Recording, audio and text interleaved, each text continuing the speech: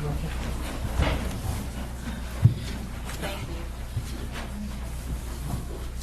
Your Honor, just as a matter of housekeeping, while we were on break, it has been brought to my attention that there are 4 exhibits that have been marked by the defendant for ID. The state has made reference to them, but we did not ask that they be entered as full exhibits, and I would like to ask that now.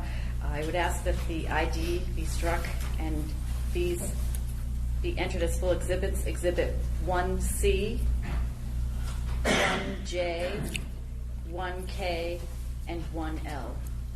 No objection, Judge. Granted. Thank you. Attorney Zagnor, I had indicated that I was going to move on to jury instructions, but I just wanted to backpedal for a few minutes, just very quickly. We had talked earlier about prior consistent statements that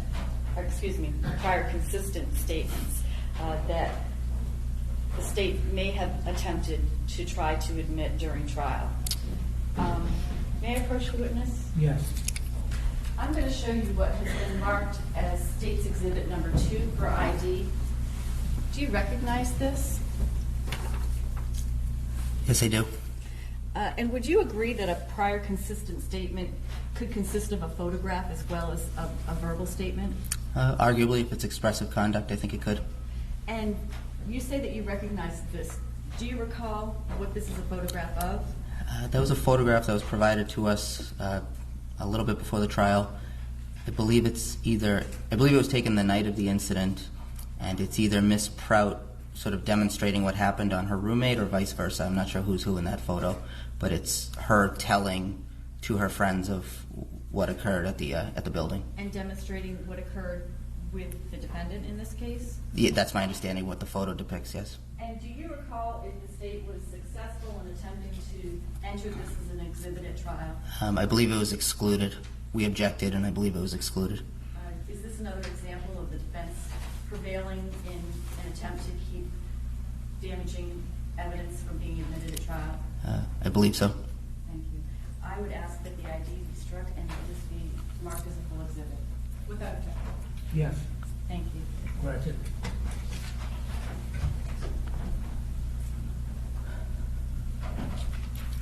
Thank you for letting me digress for a moment. In regard to the jury instructions, did you review the jury instructions that Judge Munger had given us, the proposed instructions? I did, yes. And the record shows that you requested Attorney Rancourt to review the proposed instructions as well.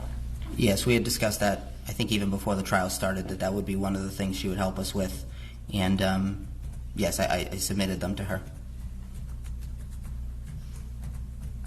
In fact, can I just, I know this is marked as an exhibit, but this is the email that's attached. Well, actually, is it attached to her too?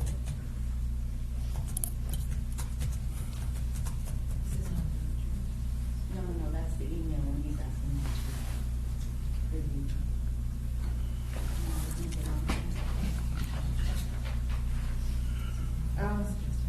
Okay, I've got the wrong document, sorry. I'll show you the wrong thing. Here. Okay. May I approach the witness, Your Honor? Yes.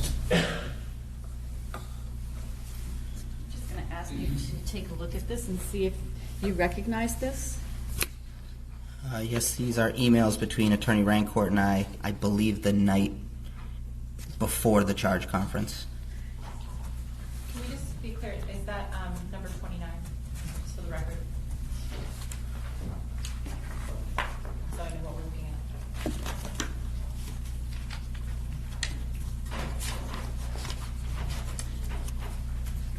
at. There's only a portion of it as in number 29. It's not the entire. By comparison, it is not the same. So is it correct that this email was sent by you to Attorney Rancourt with a request to review the jury instructions? That's correct. And did she agree to review the jury instructions? Well, as I said, she had agreed beforehand, and my memory of that evening is that she took a quick look at them, and then she'd give me more input the following day. Did she ever indicate to you that she didn't feel adequately prepared to review the instructions? Not that I can recall. Did she ever indicate to you that she felt uncomfortable commenting on them? Not that I can recall.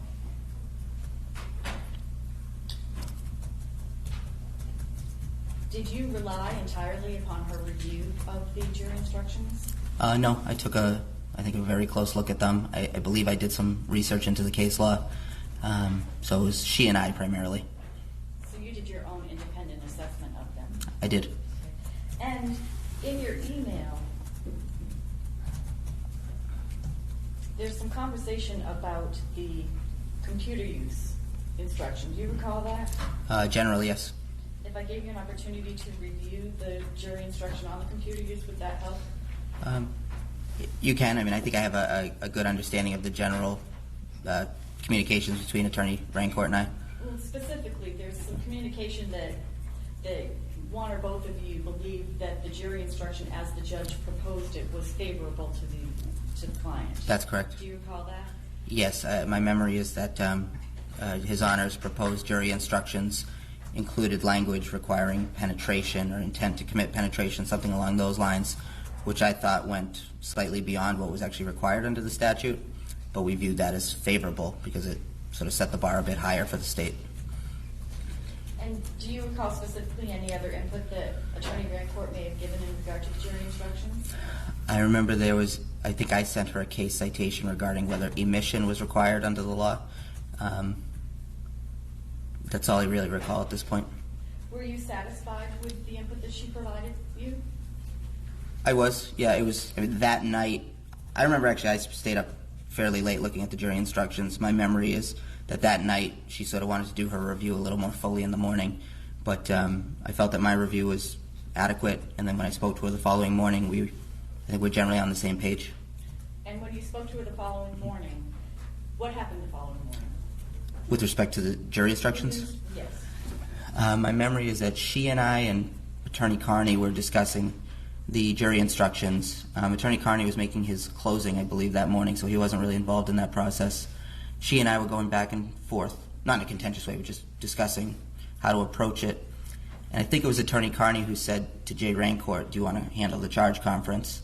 And she said yes. It wasn't contentious at all, and there wasn't any reluctance that I can recall. You don't recall her indicating that she didn't feel that she was adequately prepared? Definitely not.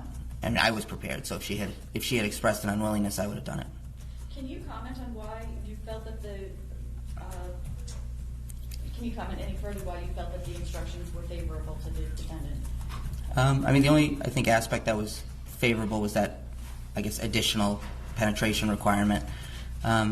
Beyond that, I thought it was all pretty much reflective of what was in the statutes. Okay. And again, you were satisfied with the representation that was provided for the defense by Attorney Rancourt during the conference? I was. And in general, overall, at trial, do you believe that the defense was effective in the representation of the defendant in this case? I believe we gave him a very strong defense. We certainly worked very hard. Obviously, when the client is convicted of any charges, you second-guess yourself. And certainly, when a judge finds that a motion was untimely, you second-guess yourself. But I do believe we gave him a very strong defense, and yes. And the reflections that you just commented on, those come largely from post-trial reflection upon the case? Yes. At the time of trial, you felt that you did everything that you could to provide an adequate defense? Absolutely. Thank you. I have no further questions. Cross-examination. Thank you.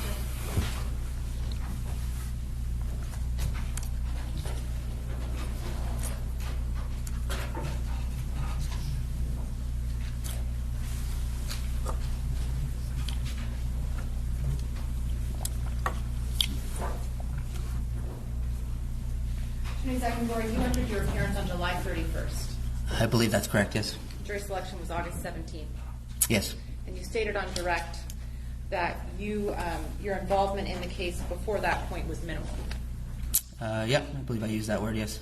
And I believe you said that Attorney Fullerton was the one of the two of you that was more responsible for handling research, discovery review, et cetera. That's correct. I think you also indicated that Attorney Fullerton was the one who would filter discovery into the files for you to review. Yeah, I think that's fair, yes. You didn't review the entire file. No. You didn't review the St. Paul student email captures that were provided to you. I'm not sure what you mean by St. Paul email captures. So the defense was provided with captures or duplicates or archives of individual student email accounts that included their inbox, their outbox, their deleted mail, their notes, etc. Were you aware that the defense had been provided with those? Yes, I believe I was. Did you review those? I didn't look at every single email for every single student, no.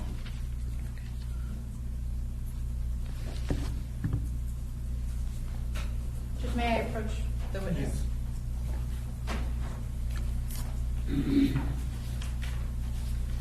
Are you familiar with how files are kept or were kept at Attorney Carney's firm? Yes, very familiar.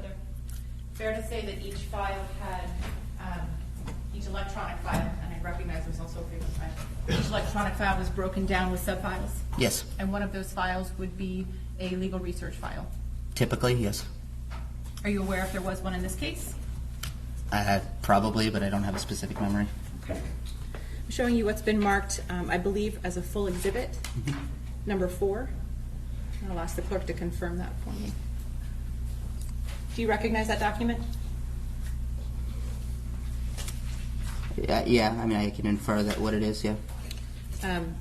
Fair to say that it's labeled as a legal research folder? Yes. And do you see any research in there on the Eighth Amendment? Nope. Do you see any research in there on the computer offense charge? No. Do you see any research in there on registration? No. And if there was legal research, typically it was contained in the legal research file? Not necessarily. Not necessarily? I frequently do work at home, and I probably should have saved it there, but no, it's not unusual for me to just go on Westlaw to get it. I guess the short answer is no, not necessarily. Well, you indicated on direct that you and your involvement in this case before July 31st was minimal. Yes. Did you do legal research on the Eighth Amendment before? No. Did you do legal research on the computer charge before? Before when? Before trial? Before trial, I believe I would have at least looked at the elements and the statute, yes. Did you research case law? I don't know. I may have, but I honestly don't remember. You have no independent recollection of doing so? Correct. You state in your interrogatories that in your view, the terms used were sufficiently broad so as to encompass Facebook and emails. Yes. That was based on no legal research. No, I don't know. I don't recall whether I did research on that particular issue. I looked at the statute. You viewed the statute. Did you investigate or do legislative research on the computer offense charge? I don't believe so, no. Okay. In fact, we know that you didn't because you asked Attorney Rancourt to do that after the fact. Okay. Do you remember that conversation?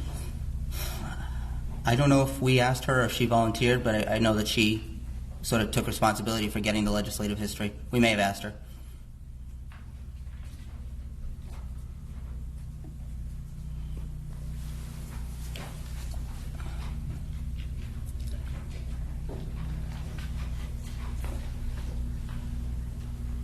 Judge, may I approach the witness again? Yes.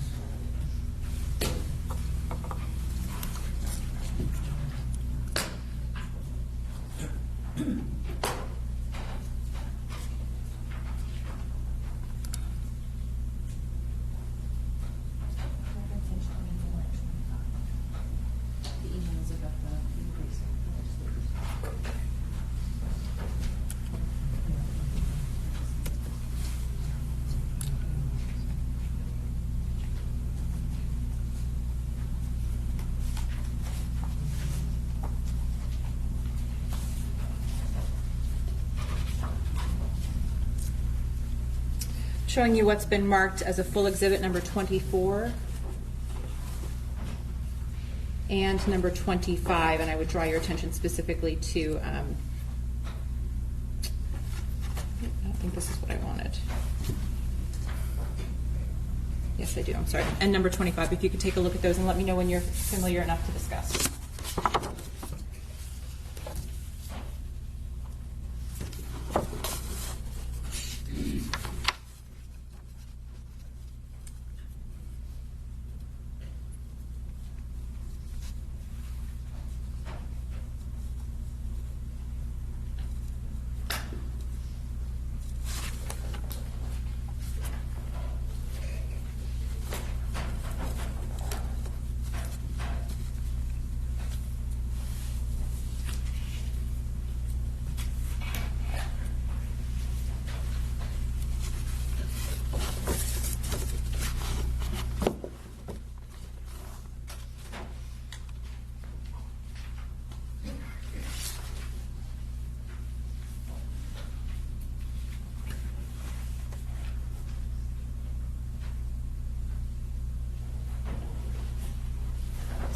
I've reviewed them. Do you recognize them? Yeah. Do Yes. Do you have a recollection of sending those messages or of that email communication? Yes. Well, I think I only sent one of them, but yes, I remember the ones that I sent to Attorney Rancourt. Okay. I'm going to refer to number 25. Do you recall that this email was sent after, sorry, I'm going to start with number 24, which is the email in which Attorney Rancourt says that she's going to be sending an intern to do legislative research? Sorry, what was the question? I'm just directing your attention to that portion of the email. Yes. And then directing your attention to the other exhibit, which is the email exchange and the follow-up in which you actually do follow up after Attorney Carney said, don't bother. You follow up and ask for the research. Again, what was the question? The second exhibit is actually you following up and saying, yes, I need the research.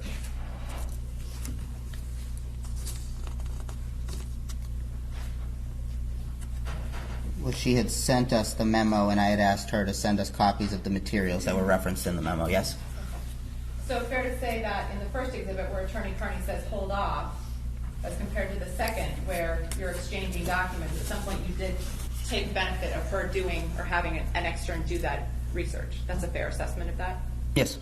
And I think it's also a fair assessment that if you required the research at that point that you had not done the legislative research beforehand? I mean, we hadn't been to the State House. We had done, I'm sure, case law research, but as far as the legislative history goes, I believe that, as I said, she was going to do that since she was closer to Concord.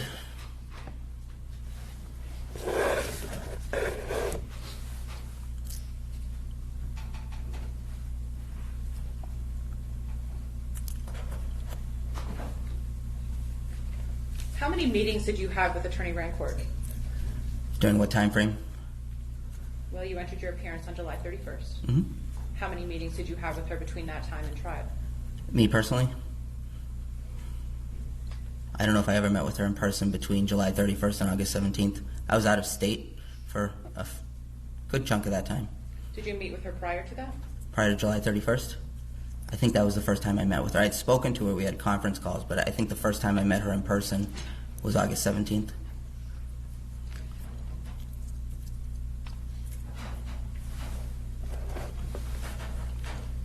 You did no research on the inter versus intranet issue. I believe that's correct. You believe it's correct that you did no research on that issue? I have no memory of doing research on that.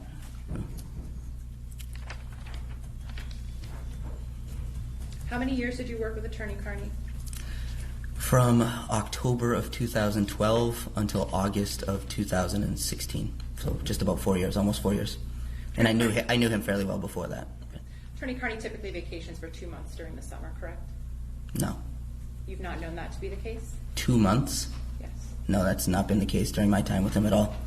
So when he indicated that he did not want to try this case during the summer because he typically vacations for 2 months, that would be a misstatement? I'm not aware of him ever taking a 2-month vacation while I was working for him. The Mass statute for sexual assault requires some corroboration, correct? No, that's not correct. Well, you indicated that I'm sorry, I must have misunderstood something that you said on direct. You compared this statute in New Hampshire to the Massachusetts statute, I believe, when Attorney Ruffel asked you. She asked me, and I said that was the closest statute that we have in Massachusetts is the child enticement offense. Okay. Fair to say that you spent more time with that statute than you did with the New Hampshire statute? Absolutely. You had never tried a case in New Hampshire before? Correct. And New Hampshire law is fairly different than Massachusetts law? Correct. New Hampshire practice is significantly different than Massachusetts practice? I mean, my experience was essentially the trial of this case. I wouldn't say the trial was all that different from a trial in Massachusetts. For the 3 weeks in which you were trial counsel? Right. Are you aware that the jury instructions that Attorney Rancourt reviewed were missing a page? I don't know if I was aware of that at the time. I've been made aware of that since then.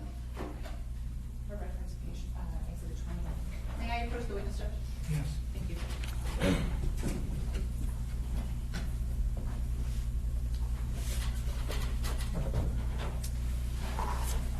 Showing you what has been marked as, I believe, a full exhibit at this point. If you could take a look, please. let me know when you're comfortable. I think that that's different from the document that the state showed you on the direct examination. I'm going to leave the folder here so we don't get it. Sure. Do you want these back?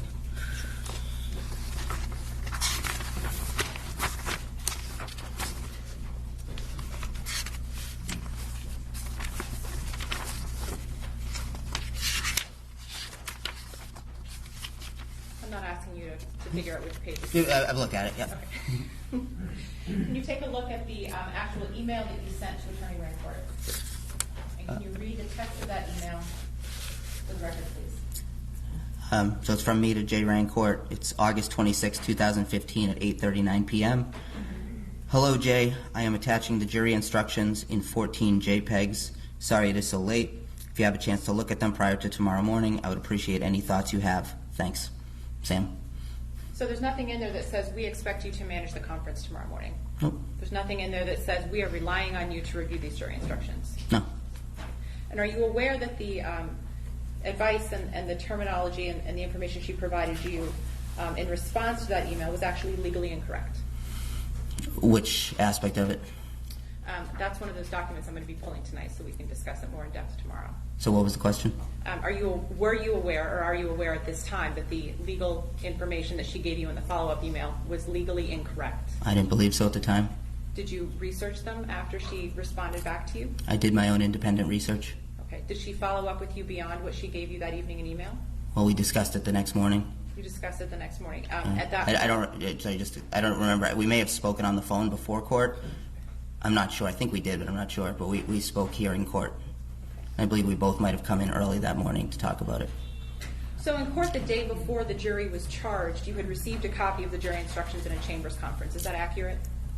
Yeah, well, we'd gotten it in court that day, yes. And you were unable at that point to give Attorney Rancourt a copy because you only had one copy.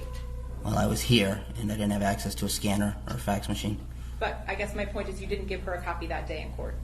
I don't believe she was present. Well, actually, I don't know if she was present in court or not. But this is the first time I gave her a copy.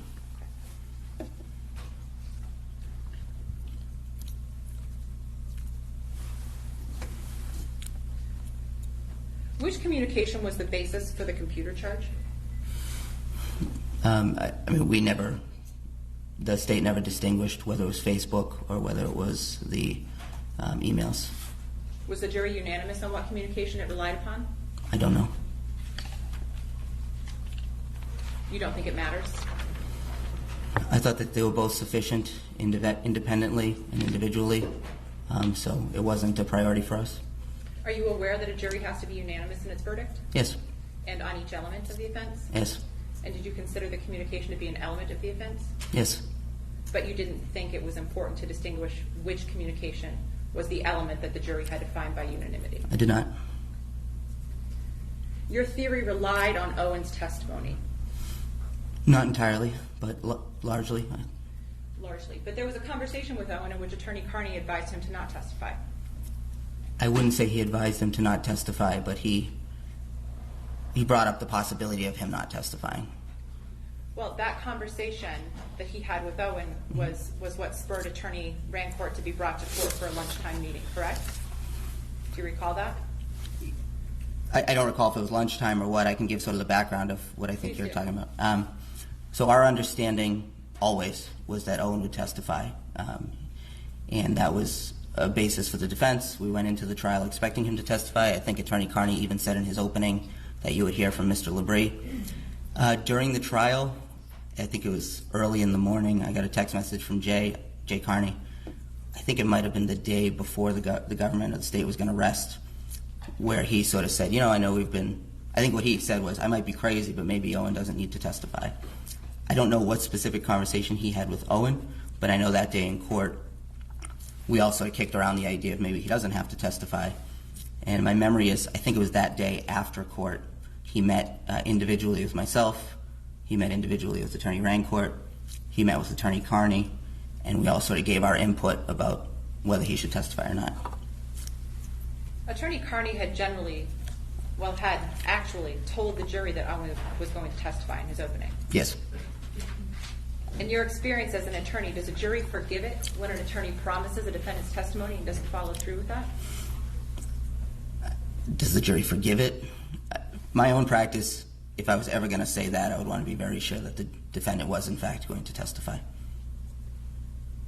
How would you have proven this case if Owen didn't testify? Well, we don't have to prove it, respectfully, but we would have challenged the government's evidence, held them to their burden, and cross-examined their witnesses aggressively.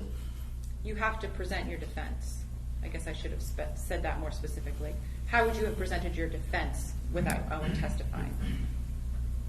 What specific aspects of the defense? My understanding from your interrogatories and from Attorney Carney's interrogatories, which I presume you've had the chance to review. I did a while ago, I think when they were first. If I understand it correctly,